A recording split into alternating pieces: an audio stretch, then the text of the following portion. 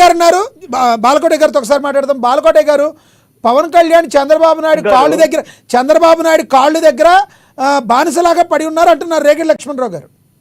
బాలకోటే గారు. నాగ్ గారు సార్, మీ ఛానల్ పేరు అమ్మ. ఎస్. అమ్మ ఛానల్లో నీ అమ్మ అని మాట్లాడితే నేను సమాధానం చెప్పలేదు. కానీ పవన్ కళ్యాణ్ ఒక డ్రామా ఆర్టిస్ట్. పవన్ కళ్యాణ్ ఒక తాడు బొంగరం లేని నాయకుడు. మన బాలినేని శ్రీనివాసరెడ్డి గారికి అధికార దాహం ఉంది. ఆయన పనుల కోసం ఆయన పోతున్నాడు. ఆయన పేరే బాలినేని శ్రీనివాసరెడ్డి. జగన్మోహన్ రెడ్డి కంటే ముందుగానే రాజకీయాల్లో ఉన్న నాయకుడు ఆయన. ఇలాంటి వ్యాఖ్యలకి నేను సమాధానం చెప్పను. మీకు ఒక మాట అయితే నేను చెప్తాను సార్. చెప్పండి. ఇప్పుడు పక్షులు ఎక్కడుంటాయి? చెట్ల మీద ఉంటాయి. చేపలు ఎక్కడుంటాయి? నీళ్ళల్లో ఉంటాయి. రాజకీయ నాయకులు ఎక్కడుండాలి? ప్రజల్లో ఉండాలి. కాబట్టి ప్రజలకి విశ్వాసం కలిగిన నాయకులు, ప్రజల్లో ఉండాలన్న నాయకులు రాజకీయ పార్టీల్లోనే ఉంటారు. వాళ్ళు కూడా ఏంటంటే మునిగిపోయే పడవల్లో ఎవరో ఉండరు. ఒక నాయకుడు ఒక పార్టీ నుంచి ఇంకో పార్టీలోకి ఎందుకు మారుతాడు?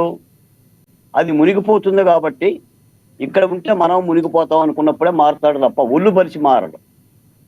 ఆయన సాదాసీదా వ్యక్తి కాదు. ఆయన కొన్ని కోట్ల రూపాయల అధిపతి. కాబట్టే నేను రెడ్డి గారు అని చెప్పాను. అంటే అవతల నాయకుడి మీద మనం ఏది మాట్లాడితే అంటే వెళ్ళిపోతున్నాడు కాబట్టి పోతే బాగుంది అని చెప్పి నేను మొట్టమొదటి అన్నాను కదా, చేత్కరించుకొని మన దగ్గర ఉంటేనే మంచి నాయకుడు.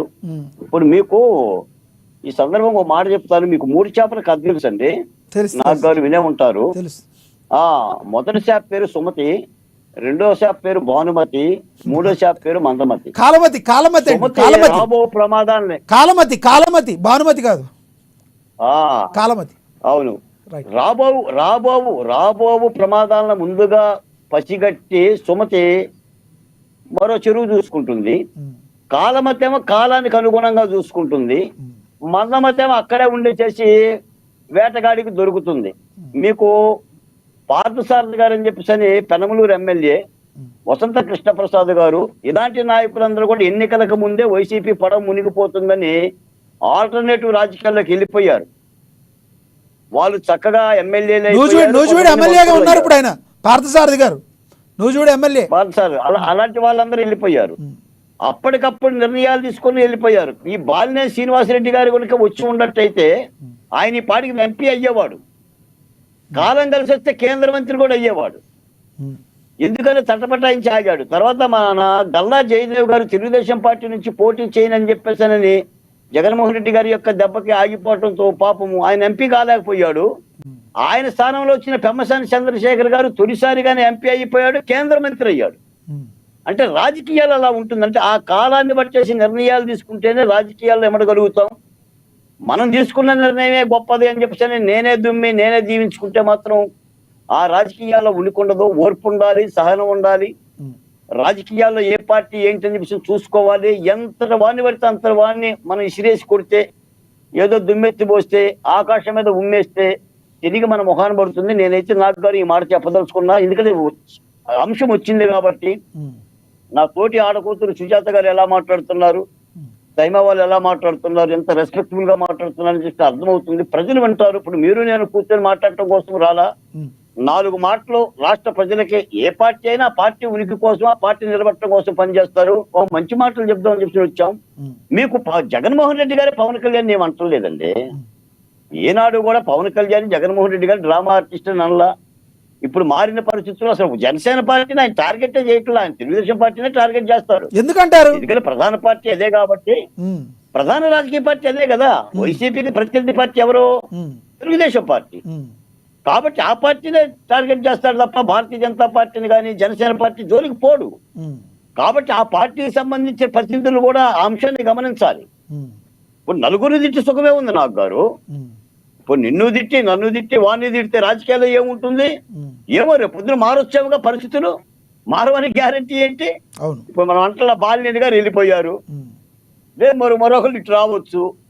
ఇప్పుడు రాష్ట్ర స్థాయిలో తీసుకునే నిర్ణయాలకి ఏమవుతాం మనం అనుకున్నామా Bharatiya Janata party Telugu Desam party Janasena party మూడు కూడా అంటే కూటమిగా ఏర్పడుతుంది మనం బాలకోటయ్య గారు అనుకోలేదా? బాలకోటయ్య గారు ఇక్కడ ప్రధానంగా పవన్ కళ్యాణ్ని ఏవి అనబోవడానికి గల కారణం వైసీపీ వ్యూహంలో భాగం అంటున్నారు రానున్న 29 ఎన్నికలను దృష్టిలో పెట్టుకుని. ఎందుకంటే 24 ఎన్నికల్లో బొక్కబోర్లా పడ్డం పవన్ కళ్యాణ్ని తిట్టి. ఎందుకంటే పవన్ కళ్యాణ్ని చిన్న పార్టీగాను లేదంటే వేరే పార్టీగాను ఆయన లెక్కేసుకోలేదు. అలా లెక్కేసుకున్నారు కాబట్టి దెబ్బ అయిపోయారని అనుకుంటున్నారు.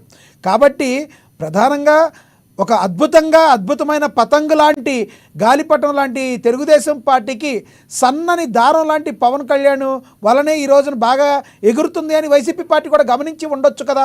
అంతేగాని తక్కువ పార్టీ అని కాకుండా వ్యూహంలో భాగమై ఉండొచ్చు కదా, కాదంటారా? నాగు గారు మనం ఎన్నికలకు ముందే చెప్పాం, తక్కువ పార్టీనా కొద్ది పార్టీనా పెద్ద పార్టీ కాదు, ఎన్నికల క్షేత్రంలో రాజకీయ పార్టీలు కూటములు కడతాయి.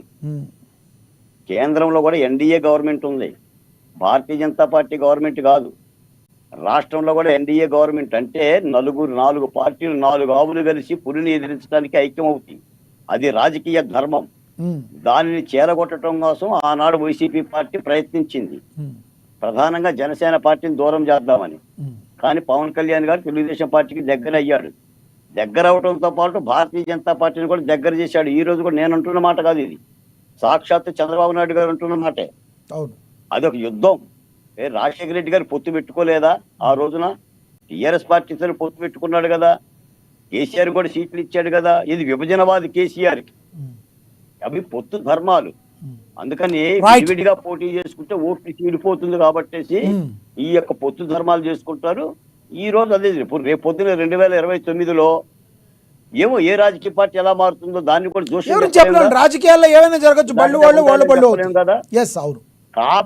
కాబట్టి మనం ఒక పార్టీకి ప్రతినిధిగా ఉన్నప్పుడు ఏంటంటే భవిష్యత్తును కూడా చూసేసుకొని మనం ప్రత్యర్థి పార్టీల మీద నాయకుల మీద మనం ఆరోపణలు చేస్తే అది మన పార్టీ కూడా గుర్తిస్తుంది. ఏదో మీరు అవకాశం ఇచ్చారు కాబట్టి 4 రాళ్ళు ఇసిరేసి వెళ్ళిపోతే ఏముంటుంది చెప్పండి దాని మూలాన? నా రొప్పు ఆగుతుంది, నా కోపం తీరుతుంది, అంత తప్ప పార్టీకి ఏం మేలు? ఇది నేను చెప్పదలుచుకున్నా. ఓకే, మళ్ళీ వస్తా సార్ మీ దగ్గరికి, కంక్లూడ్ చేద్దరు. కానీ సుజాత గారు, బాలినేని శ్రీనివాస్ గారు